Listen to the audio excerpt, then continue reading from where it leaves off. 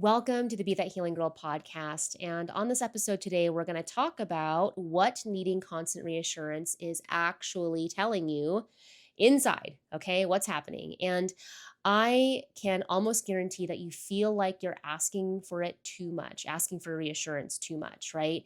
And it feels like this dirty little secret. And your partner, if you do ask for reassurance, it's not even about you asking for the reassurance. Your partner's feeling frustrated about the dynamic that's going on, right? They can feel, and you can feel that it's just not, it's kind of creating some friction. It's causing some trouble, right? And you hate that you keep asking, right? And you don't like that you want to ask. So you say to yourself, I'm not going to do it again. I'm going to be good. I'm going to just get through this. So you try to white knuckle it. You try to bear down and like not do it, and you end up feeling really mad at yourself for being this way. And at the same time, all of this kind of internal stewing is happening. You just can't stop. And you are not doing this because you're weak. You are doing this because you're terrified. And those are very two different things that operate really differently. Okay. And your partner is feeling, everything's feeling disconnected, right? You guys are feeling disconnected, they're feeling disconnected, and it might even cause a fight. You might be fighting over it, or it's just causing some trouble for you guys. And it's honestly, I used to feel this way. I was really embarrassed by it.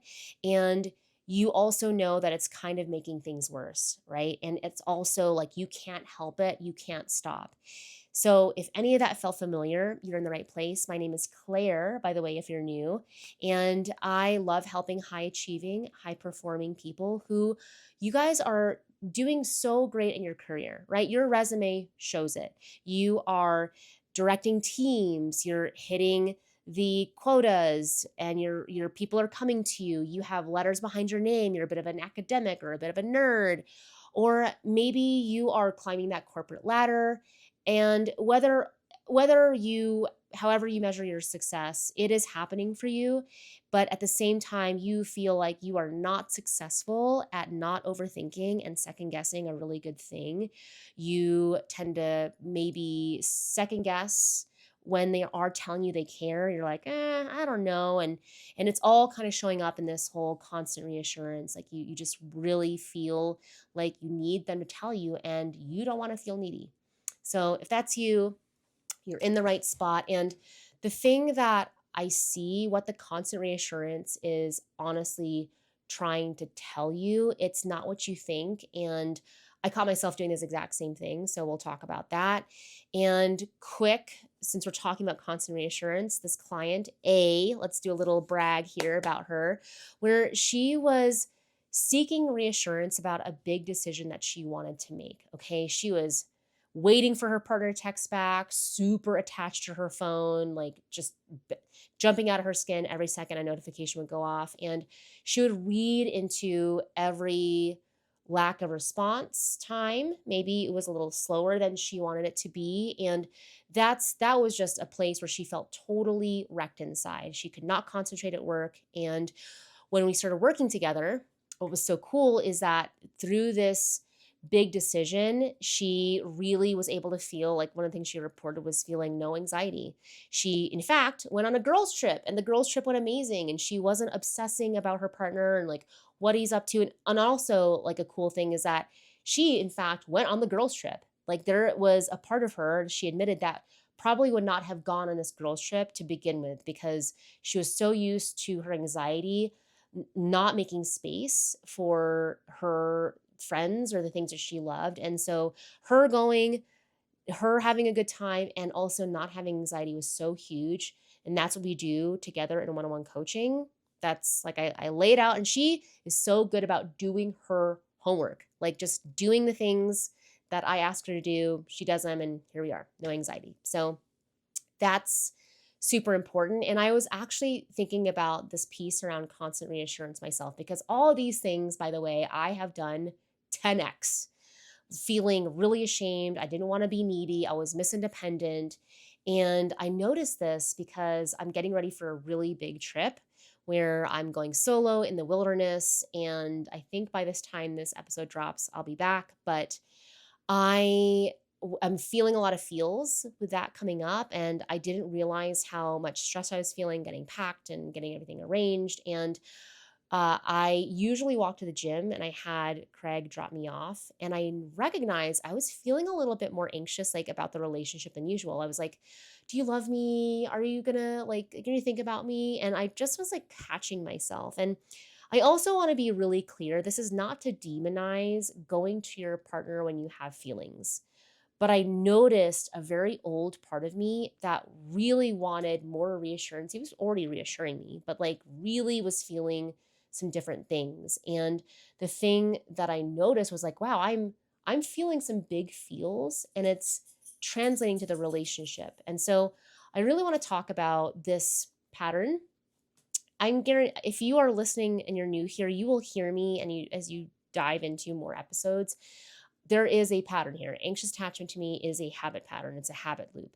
And so the habit loop that I notice is that you might be having a desire to ask for reassurance, right? And maybe you do ask for the reassurance. In fact, let's just say that's happening. And you might feel better for 2 minutes, 20 minutes, 2 hours, 2 weeks, doesn't matter. It's probably less than 2 weeks, but you'll feel better, and it's very temporary, right? And then you're feeling good until that internal timer for your anxiety just goes down. Okay, it hits clock zero, and the anxiety comes back, and it's like they never reassured you in the first place, right?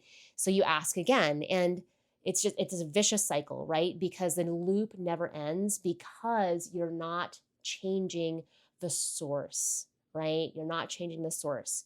And when you're not changing the source, you're basically treating the symptoms and not the signal. I'll say that again. You're treating the symptoms, not the signal. And the big rub, what is causing so much friction and like all this overwhelm and anxiety inside, is that you think that you're asking, "Do you love me?" Right? That's like the illusion that you think you're asking, "Do you love me?" But what you're really asking for is, "Am I safe?" You're really asking, am I safe? That's why, with someone that's proven to you that they're safe, no answer they give you actually works. And if it does, it's very temporary, right? Then it's like rinse and repeat. And the irony is, the more reassurance that you end up getting, the more that you need. Okay, this is almost like an addiction, right? Like the more alcohol you're able to drink, the more you need to feel drunk, right? And so this inner safety system that we all have, it learns that, okay, if I get this external validation, if I get this external confirmation from my partner, okay, safe, right? So external confirmation equals safety. And when it gets that, it's like more. Okay, cool. This internal safety system's like, okay, I need more. That bar keeps moving. Okay, that's what's actually causing the friction, because the bar keeps getting higher and no amount really feels enough, right? It erodes the effort that your partner is actually putting out to you, and it erodes the trust, right? Because they're like, why isn't it landing for them? And it ends up like they can't trust that you're able to let whatever reassurance they're giving you absorb. And something that I felt was interesting leaving for this big trip that I've got coming up. And again, this is not to demonize asking your partner, or this is not about making that impulse wrong. Okay. That's like part of your makeup.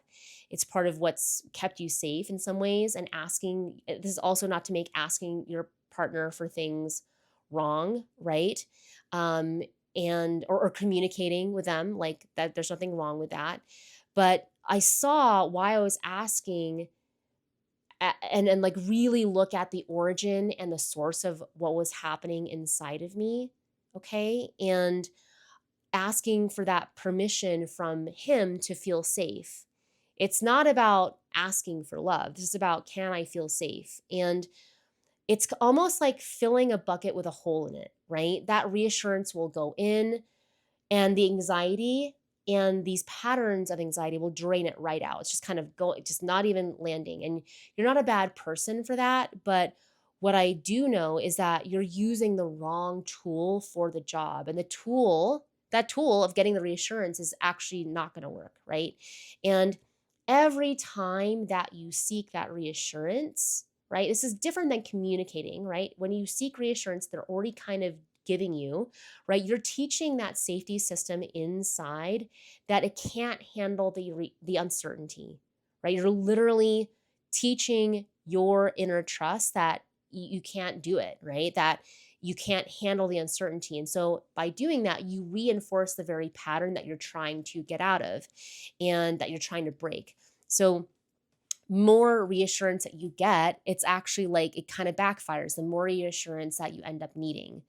And so the advice that I see going out there, and this just gets my goat so much, is that communicate your needs to your partner. Meh.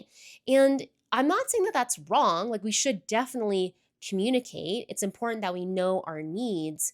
But the thing that I think people get this mixed up with is that communicating a need does not heal the impulse to get the need, okay? So communication and healthy communication is very different than this underlying piece around I am trying to feel safe and they're doing things to show you that you can be safe, but you're not letting it land, right?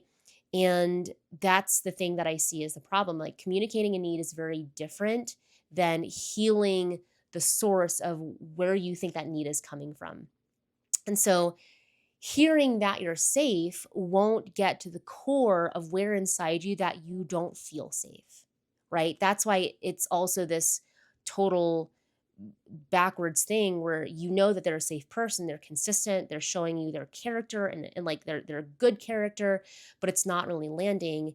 And you're trying to get rid of an impulse by having it met, but that urge won't disappear when it's met. It comes back stronger. So it's like you can't solve a wiring problem by trying to suppress output, right? Like you're not going to solve the wiring by trying harder in some way to like press the buttons harder. Okay. It's like a wiring piece. And when, for example, this other client, A, when she stopped trying to fill the bucket and started looking at the whole, right? Instead of looking at like, I just need more and more and more. Just when we started looking at how do we patch this hole, right? That won't let anything land internally, that's when things actually shifted, not by stopping asking, not by not, changing necessarily the communication, but you can't solve a wiring problem again by just trying to change the output, but by navigating this deeper piece inside her together, right? That was a key piece. So, really, I know this is a really tough thing. And I did get a question on my, let's see, social. Was it Instagram? I don't know, TikTok, Instagram. But my partner says I'm too needy for my partner says I'm too needy and it's pushing them away. How do I stop? So you're not asking your partner for reassurance, okay, because you're needy. That's like, you're not asking them for that reassurance because you're needy. You're asking because your internal safety system has learned that external confirmation is the only way to feel safe. That's what's actually going on. And that's not a personal failure of yours. You're not like you're not effed up because of that, but it is a wiring problem. It's like literally how your brain and how you've built the habit of getting reassurance, how it's not working, right? And the question is not how do I stop asking? The question is how do I teach my internal safety system to feel safe without needing it to check constantly, okay, with the other person, right?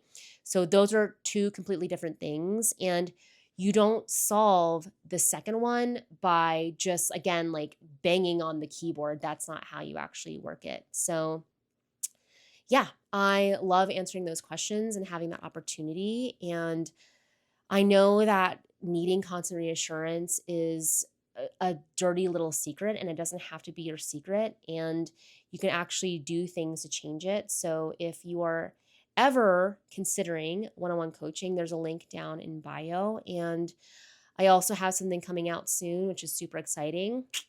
Can't wait to get that to you guys. And I'm thinking about you and sending you lots of love. Mwah.